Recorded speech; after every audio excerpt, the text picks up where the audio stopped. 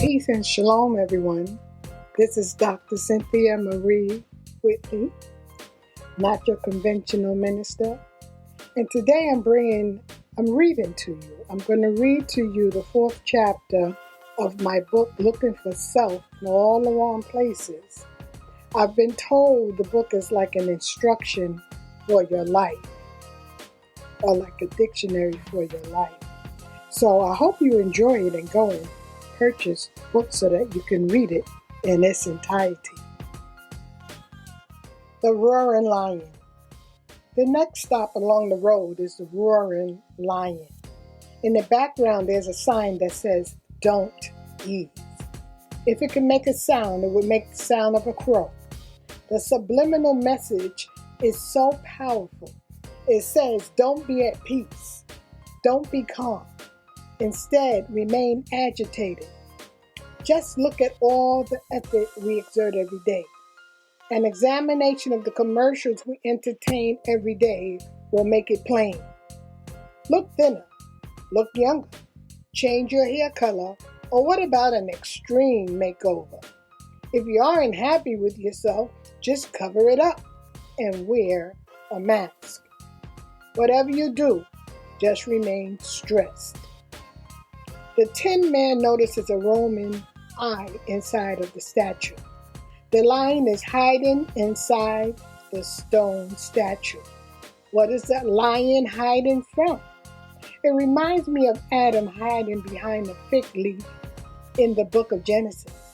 While they were examining the statue, the lion breaks through the statue and begins to sing, "I'm a mean old lion." The first indication that the lion was a coward was its roar.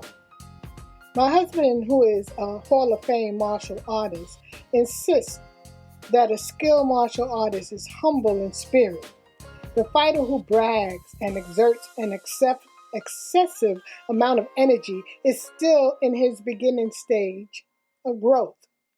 A truly wise person wouldn't boast of his wisdom. He will be humble in spirit. Only crows boast. A true master of anything doesn't have to prove himself. His countenance speaks louder than his words.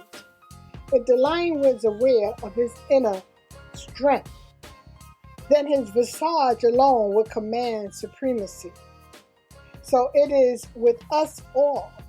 When we truly know our origin and operate from that space, consciously we will walk with our heads held high and our stature would command supremacy because we will be demonstrating from a solid foundation. Examine the words that the lion sings.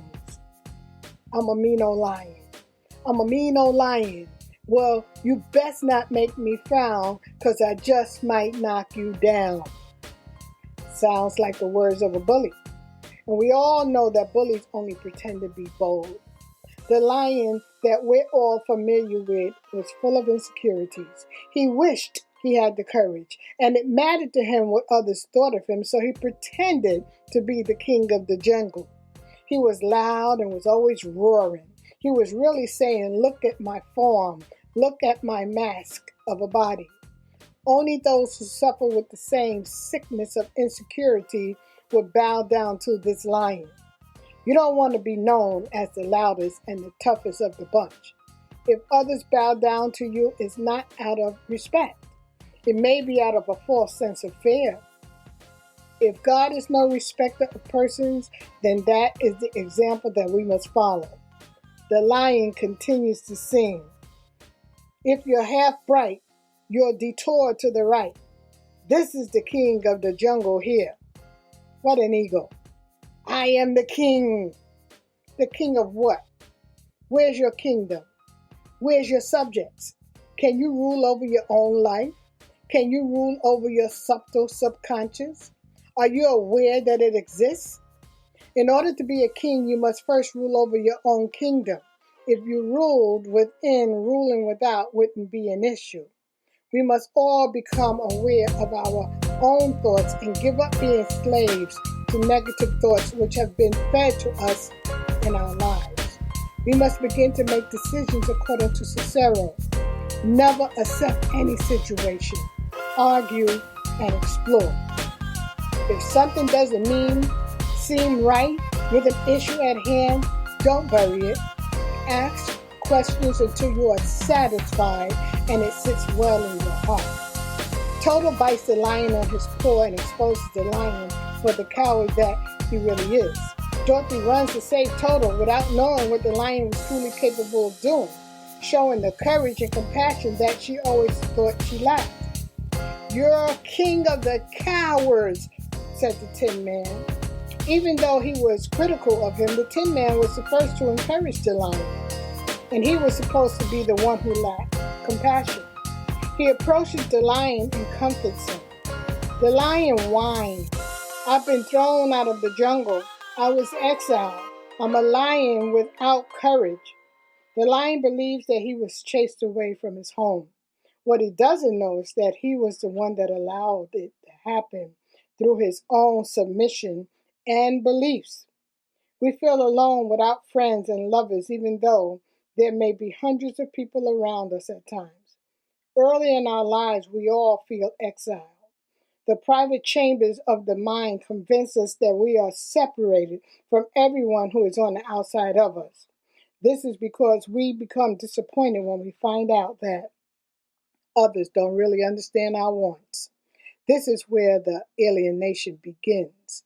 We begin to feel that there is a better place, or at least better conditions, where peace rules and we can dominate ourselves and be understood. With diligence and searching, we will eventually find that place which we're searching for, and that it is within, where we have a special connection with God. Until we recognize the God within, we carry on like lost souls full of indecisions. Just like the children of Israel who roamed in the wilderness for 40 years when the promised land was only a few days' journey from where they were. They wandered in a state of confusion. They had eyes and ears but could not hear or see the truth. They whined and were full of self-pity, just like Dorothy, the lion, the Tin Man, and the Scarecrow, never taking the time to search their own souls. Peace and shalom.